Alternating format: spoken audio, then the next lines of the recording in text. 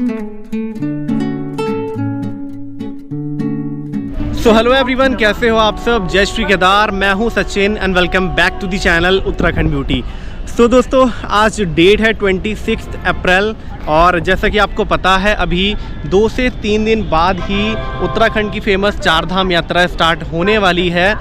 तो जिन लोगों ने पैकेज लिया हुआ है उनकी तो ऑलरेडी बुकिंग हो चुकी है, सभी तरह के अरेंजमेंट्स ऑलरेडी डन हो चुके हैं। बट जो लोग पब्लिक ट्रांसपोर्ट के थ्रू अपनी यात्रा करना चाहते हैं वो अपनी यात्रा कैसे कंप्लीट करें, उनको बसेस कहाँ से मिलेगी, शेयरिंग टैक्सीज कहाँ से मिलेगी, टाइमिंग क्या है, रेंटेड बाइक एंड स्कूटी के थ्रू यात्रा करना चाहते हैं तो वो भी आपको कहाँ से मिलेगी। जो लोग हरिद्वार आकर भटक जाते हैं उनको नहीं पता होता, टाइम वेस्ट होता है, इवन उनकी बसेस भी उनसे मिस हो जाती है। तो ये वीडियो आपकी काफ़ी हेल्प करेगी। आपको आने से पहले भटकना नहीं पड़ेगा, आपको सभी तरह के अरेंजमेंट्स पहले से पता होंगे कि किस टाइम हमें कहाँ पर पहुँचना है और बहुत हेल्पफुल ये वीडियो होगी। तो बिना किसी देरी के चलिए करते हैं स्टार्ट। सो दोस्तों, फर्स्टली मैं आपको बताता हूँ, जो लोग हरिद्वार से ऋषिकेश जाना चाहते हैं तो वो ट्रेन के थ्रू भी जा सकते हैं, बस के थ्रू भी जा सकते हैं, इवन वो शेयरिंग टैक्सी के थ्रू भी ऋषिकेश जा सकते हैं। ऋषिकेश तक जाने का ट्रेन का जो फेयर है वो करीब 30 रुपीज़ से स्टार्ट हो जाता है और टाइमिंग सुबह 10 बजे से शुरू होती है ट्रेन की। उसके बाद और भी आपको काफ़ी सारी ट्रेन्स मिल जाती हैं। बाकी बसेस का भी कुछ इसी तरह से 70 to 100 रुपीज़ रहता है। शेयरिंग टैक्सी का भी 100 to 120 रुपीज़ पर पर्सन रहता है, वो आपको डायरेक्टली ऋषिकेश ड्रॉप कर देंगे। तो यही कुछ ट्रांसपोर्ट के ऑप्शन है जिनके थ्रू आप इजीली हरिद्वार से ऋषिकेश जा सकते हैं। तो दोस्तों, अभी तक मैंने आपको बताया कि आप हरिद्वार रेलवे स्टेशन से किस तरह से ऋषिकेश तक जा सकते हैं, आपके पास क्या क्या ऑप्शंस अवेलेबल है। अब मैं आया हूँ दोस्तों, अगर आप पर्सनल टैक्सी के थ्रू सोनप्रयाग या फिर बद्रीनाथ या फिर पूरी चारधाम यात्रा करना चाहते हैं तो आपके पास क्या ऑप्शन अवेलेबल है। तो ये जो आप अभी ऑफिस देख रहे हो ये है यहाँ का टैक्सी यूनियन का ऑफिस, जहाँ से आप अपनी टैक्सी लेकर, क्योंकि कुछ लोगों को रिक्वायरमेंट रहती है कि वो अपनी पर्सनल टैक्सी लेकर यात्रा पर जाना चाहता है। तो अंकल जी, पहले तो मेरा आपको नमस्कार। मेरे जो दर्शक हैं वो ये जानना चाहते हैं कि आप अपनी टैक्सी के थ्रू कैसे उनको सोनप्रयाग लेकर जाएंगे, क्या रेट रहेगा और कितना उनको टाइम लगेगा, क्या क्या चीज़ें आप उनको बीच में दिखाओगे, सारी चीज़ें आप क्लियर कर दीजिए। हम लोग जो है खाली सोनप्रयाग का केदारनाथ करने होता है, हमारा चारधाम का टूर होता है और 9 डेज का टूर होता है। 3500 रुपये और 4000 के बीच में हमारा किराया रहता है पर डे के हिसाब से। अगर कोई 4 सीटर गाड़ी लेता है तो चारधाम यात्रा कंप्लीट करने में मिनिमम उसे 9 दिन 9 डेज रिक्वायर्ड है। 9 डेज और उसके बाद जो पर डे आपका किराया रहेगा वो 3500 से लेकर 4000 के बीच में रहेगा। 4000, बिल्कुल 3500 लगभग मान के चलिए, बरसाती मौसम उसमें तो हाँ थोड़ा 4000 से डाउन हो जाता है, 3500 लगभग। और जो आपका ये आ जाता है जैसे मई जून पीक सीजन में इसमें 4000 रुपये 4200 तक पर डे चले जाता है। बिल्कुल। कुछ यात्री हमारे ऐसे आते हैं, हमसे भी वो क्वेश्चन करते हैं, कमेंट में लिखते हैं कि अगर उनको सिर्फ हरिद्वार से सोनप्रयाग तक की ड्रॉपिंग चाहिए, बिल्कुल, तो वो कैसे आप मैनेज करोगे, कितना किराया लोगे। अब कई बार तो आदमी कंफ्यूजन हो जाता है कि यार हमारे को तो 4000 रुपये पर डे बोल रखा है। उनकी जो क्लाइंट है उनकी सोच ये रहती है कि हम तो एक ही दिन के लिए यूज कर रहे हैं गाड़ी, हम यहाँ से बैठे और वहाँ चले गए, हमारा 4000 रुपये का। लेकिन उनको ये सोचना चाहिए ना कि गाड़ी वहाँ जा रहे तो उसको वापस भी आना है वहाँ से गाड़ी को। बिल्कुल सही बात है, गाड़ी जाएगी तो उसे रिटर्न भी होना है वहाँ से, तो एक दिन तो जाने में लग जाता है और दूसरा दिन उसे आने में लग गया, 2 दिन का हो गया, तो 8,000 रुपये 8,500 रुपये इस हिसाब से लग जाता है गाड़ी। क्योंकि इस टाइम जाम की बस्ती ऐसी रहती है कि दूसरे दिन भी मुश्किल से आ पाती है गाड़ी।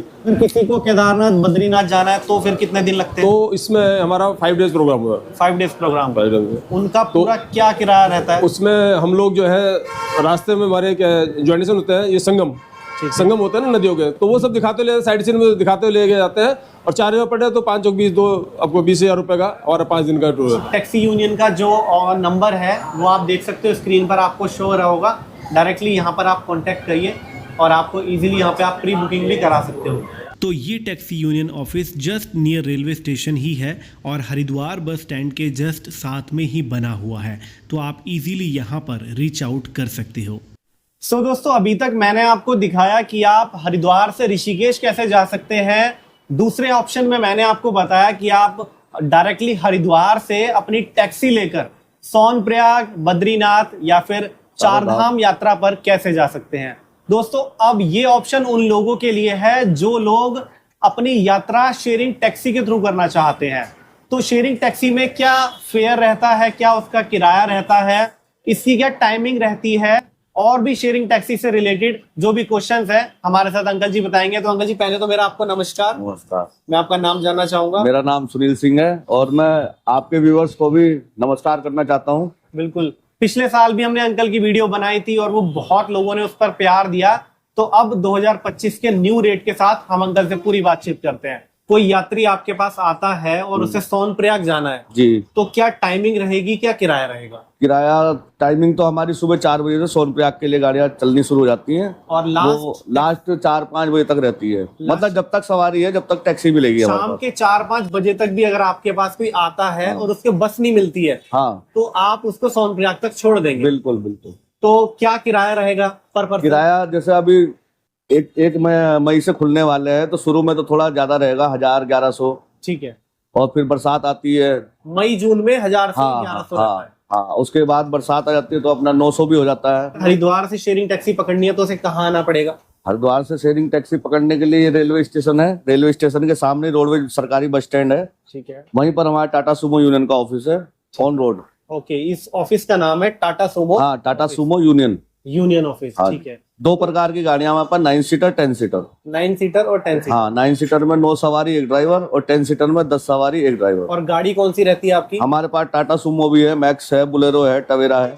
ठीक है, ये आपके पास गाड़ियां हैं। हाँ, ये सब 9 to 10 सीटर गाड़ियां होती हैं कि बस में आप जाते हैं तो आपको सीतापुर छोड़ देती है 2 किलोमीटर पहले। बिल्कुल, हम सीधा सोनप्रयाग जहाँ लास्ट पॉइंट है हमारी गाड़ी वहां छोड़ेगी, प्लस रास्ते में आपको देवप्रयाग संगम, धारी देवी टेम्पल और रुद्रप्रयाग संगम, ये सब तीनों साइड सीन आपको कराते हुए लेके जाएंगे। 10-10, 15-15 मिनट के लिए रोकेंगे, आप फोटो वगैरह सेल्फी वगैरह ले सकते हैं। दूसरा, आपको कोई टॉयलेट बाथरूम आ रहा है आपको तो हम उसके लिए रोकेंगे, उल्टी आ रही है, वोमिटिंग हो रही है, उसके लिए गाड़ी रोकते हैं हम।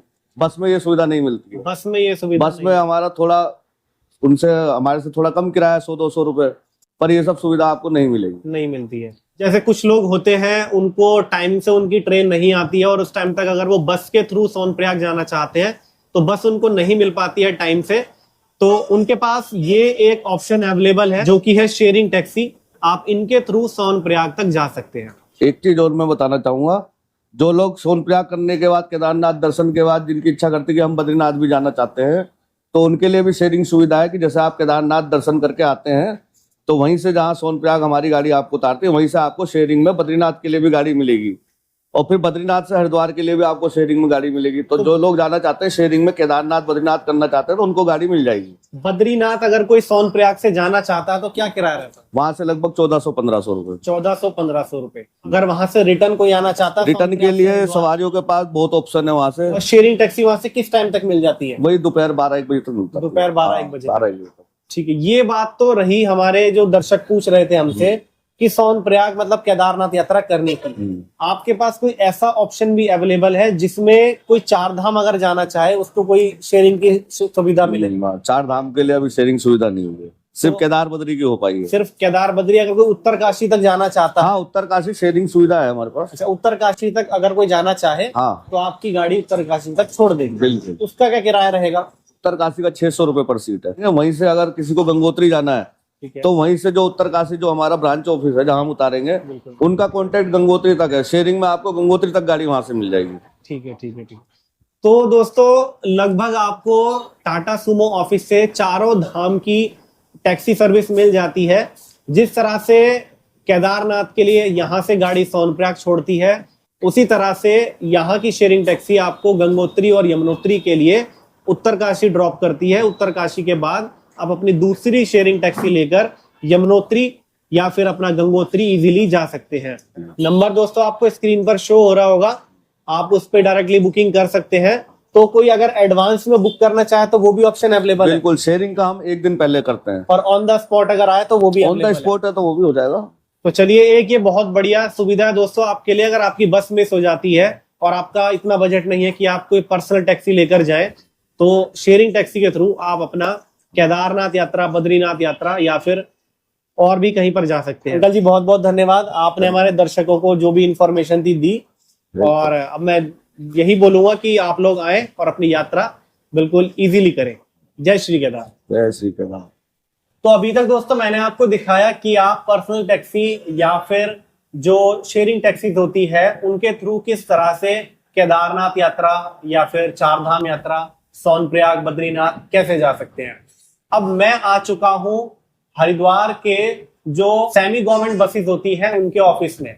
हरिद्वार में 2 ऑफिस हैं जिनके थ्रू आप बस के थ्रू अपनी यात्रा कंप्लीट कर सकते हैं। पहला है TGMOC, दूसरा है GMOU।